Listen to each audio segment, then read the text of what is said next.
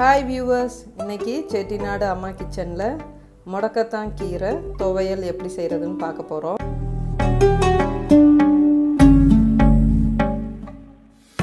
எந்த மாதிரியான முடங்கி போயிருக்கிற ஒரு உறுப்பையும் இது திரும்ப உயிர்ப்பிக்க செய்யுமா. ஸோ அந்த அளவுக்கு இதில் ரொம்ப மருத்துவ குணம் உள்ளது.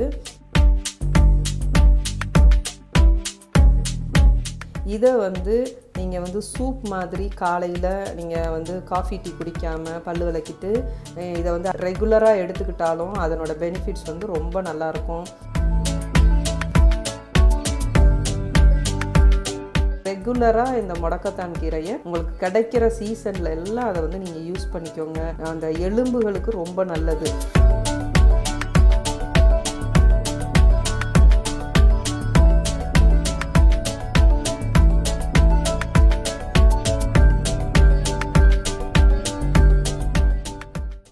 ஸோ எனக்கு ரொம்ப நாள் கழித்து இந்த முடக்கத்தான் கீரை நிறையா கிடச்சிச்சு.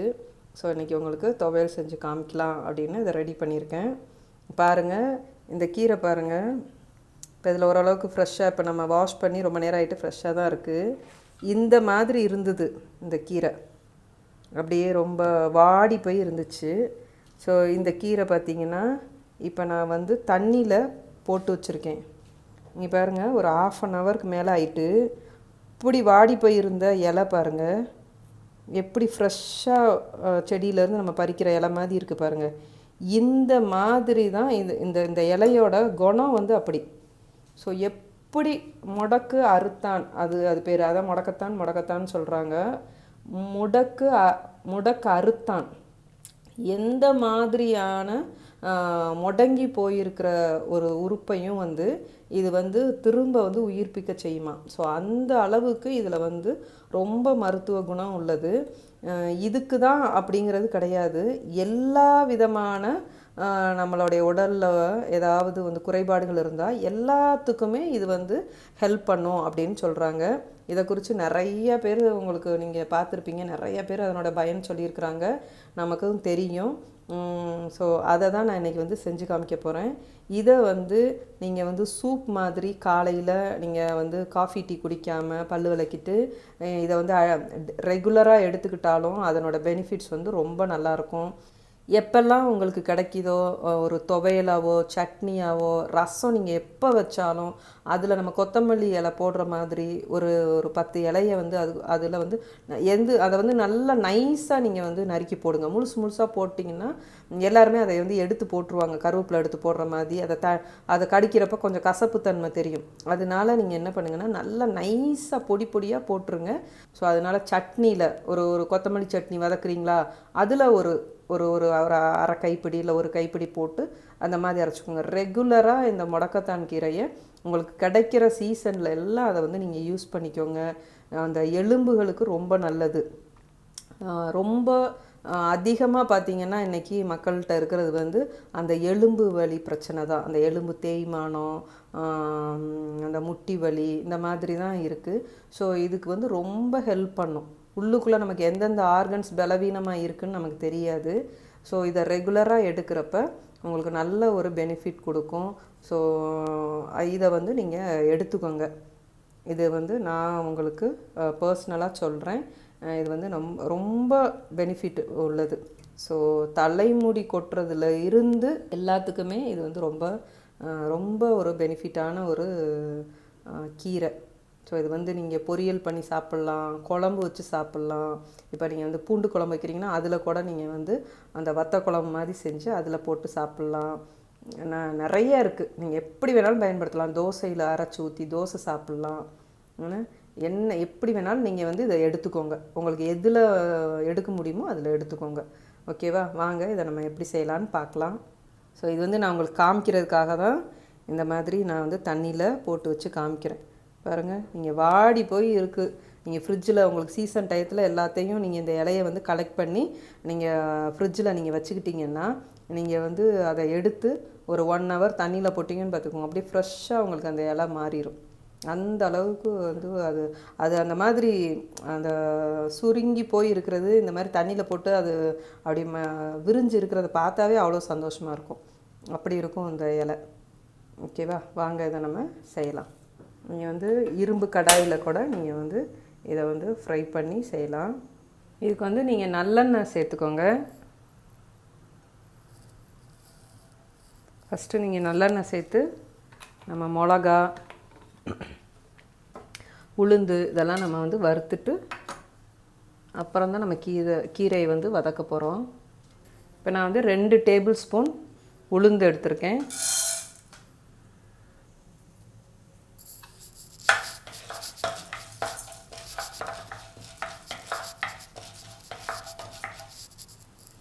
இது கீரை வந்து கசப்பு இருக்கும், அதனால நம்ம வந்து கருவேப்பிலையும் இது கூட நம்ம சேர்த்து அரைக்க போகிறோம். எப்பயுமே பிரண்டை, முடக்கத்தான் கீரை, தூதுவளை இதெல்லாம் நீங்கள் வந்து துவையல் பண்ணினீங்கன்னா, சட்னி பண்ணிங்கன்னா அது கூட கொஞ்சம் கருவேப்பிலை சேர்த்துக்கோங்க. அது ஏன்னாக்கா அப்போ தான் அந்த அது வந்து கெட்டியாக வரும். ஓகேவா? இப்போ வந்து நான் ஒரு சின்ன நெல்லிக்காய் சைஸுக்கு புளி எடுத்திருக்கேன், அதையும் இது கூடயே சேர்த்துக்கோங்க. 4 பல் பூண்டு, ஒரு சின்ன துண்டு வந்து இஞ்சி, இதையும் இது கூட சேர்த்துக்கோங்க. ஏன்னா இந்த உளுந்து இதெல்லாம் வந்து மீடியமாக வச்சு நம்ம வறுக்கணும், ரொம்ப ஹை ஃப்ளேமில் வச்சு வறுக்கக்கூடாது. ஸோ இதெல்லாம் மெதுவாக இது கூட வச்சு நீங்கள் வறுத்து தனியாக எடுத்து வச்சுக்கோங்க. நீங்கள் இந்த துவையலுக்கு பச்சை மிளகா சேர்த்துக்கிறா இருந்தாலும் சேர்த்துக்கலாம், இல்லை வரமிளகா சேர்த்துக்கிறா இருந்தாலும் சேர்த்துக்கலாம். நான் வந்து வரமிளகா தான் இன்றைக்கி எடுத்திருக்கேன்.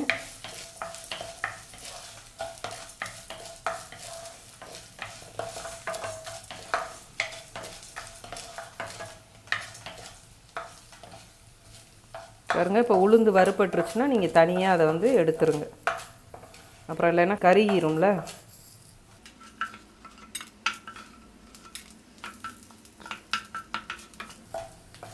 இப்போ இந்த மாதிரி ஒதுக்கி எடுக்கிறாங்க, எடுத்துருங்க.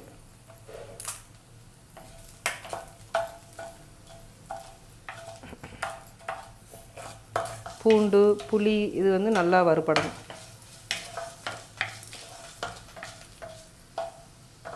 இப்போ இது கூட நான் வந்து காரத்துக்கு தக்கன நீங்கள் மிளகா சேர்த்துக்கோங்க. நான் வந்து ஒரு 5 மிளகா சேர்த்துருக்கேன்.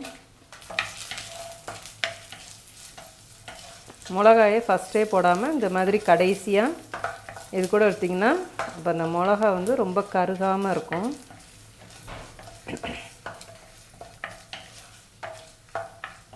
இது எல்லாத்தையும் நம்ம தனியாக எடுத்து வச்சிடலாம். ஓகே, இது எல்லாமே நம்ம வந்து வறுத்து எடுத்தாச்சு. ஃபஸ்ட்டு கருவேப்பிலையை கொஞ்சம் நல்லா வதக்கிடுங்க, ஏன்னா முடக்கத்தான் கீரை கொஞ்சம் வதங்கிடும், டக்குன்னு வதங்கிடும்.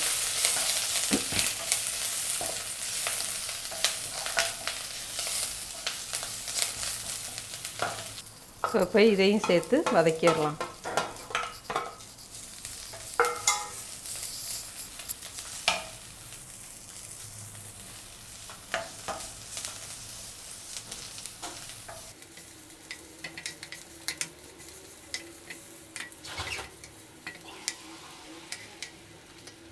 பாருங்க, நல்லா வதங்கிருச்சு. இப்போ இதை வந்து தனியாக எடுத்து வச்சுக்கோங்க.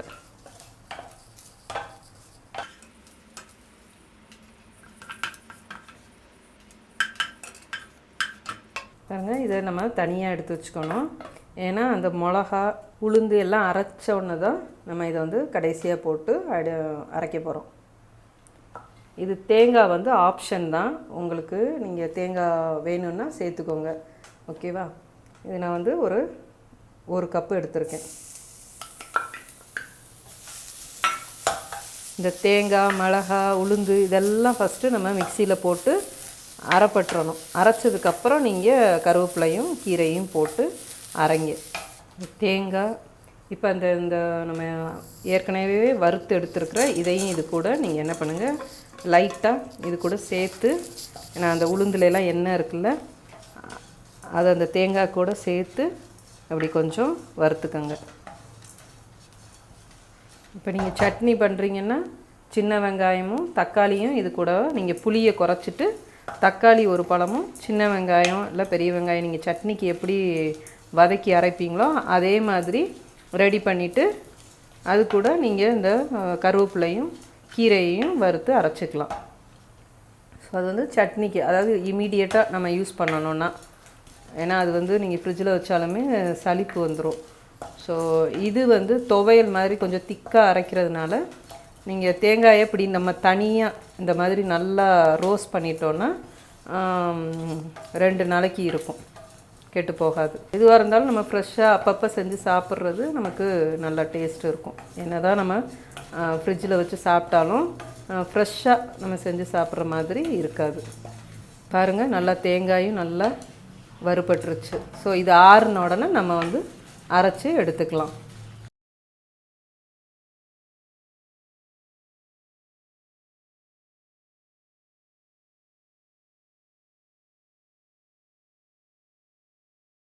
இதை நம்ம தண்ணி இல்லாமல் அரைச்சிக்குவோம். ஏன்னா நான் துவையலாக அரைக்கிறனால இது தண்ணி இல்லாமல் ஃபஸ்ட்டு அரைச்சிக்குவோம். பாருங்கள், இந்த மாதிரி இப்போ இதை அரைச்சிருக்கோம். இதில் லைட்டாக நீங்கள் வந்து தண்ணி சேர்த்துக்கோங்க. பாருங்கள், இது நல்லா அரைச்சாச்சு. இப்போ இந்த கருவேப்பிலையையும் முடக்கத்தான் கீரையும் போட்டு நம்ம அரைச்சி எடுத்துகிட்டு வரலாம்.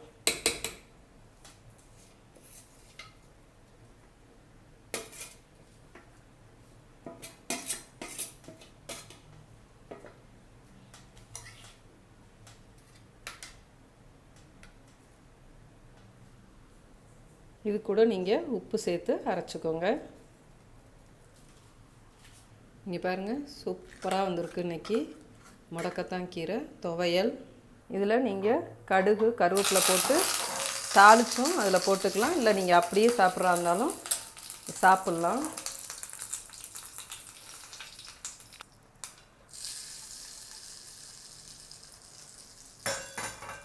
பாருங்கள், சூப்பராக இன்றைக்கி முடக்கத்தான் கீரை துவையல் நல்லா டேஸ்ட்டாக வந்திருக்கு. ஸோ நீங்களும் இந்த மாதிரி உங்கள் வீட்டில் செஞ்சு பாருங்கள். இது எப்போல்லாம் உங்களுக்கு கிடைக்குதோ இதை மிஸ் பண்ணாமல் நீங்கள் வந்து பயன்படுத்துங்க. உங்கள் உடம்புக்கு வந்து ரொம்ப ஒரு சிறந்த பெனிஃபிட் கொடுக்கக்கூடிய ஒரு கீரை. இதை மிஸ் பண்ணிடாதீங்க. இந்த வீடியோ உங்களுக்கு பிடிச்சிருந்துச்சுன்னா உங்கள் ஃப்ரெண்ட்ஸ் அண்ட் ஃபேமிலிக்கெலாம் ஷேர் பண்ணுங்கள், லைக் பண்ணுங்கள். நம்மளோட சேனலை சப்ஸ்கிரைப் பண்ணாதவங்க நம்மளோட சேனலை சப்ஸ்கிரைப் பண்ணுங்கள். பக்கத்தில் இருக்க நோட்டிஃபிகேஷன் பெல்லை நீங்கள் ப்ரெஸ் பண்ணி வைங்க. அப்போ தான் நாங்கள் அடுத்தடுத்து போடுற வீடியோலாம் உங்களுக்கு உடனே பார்க்க முடியும். நன்றி.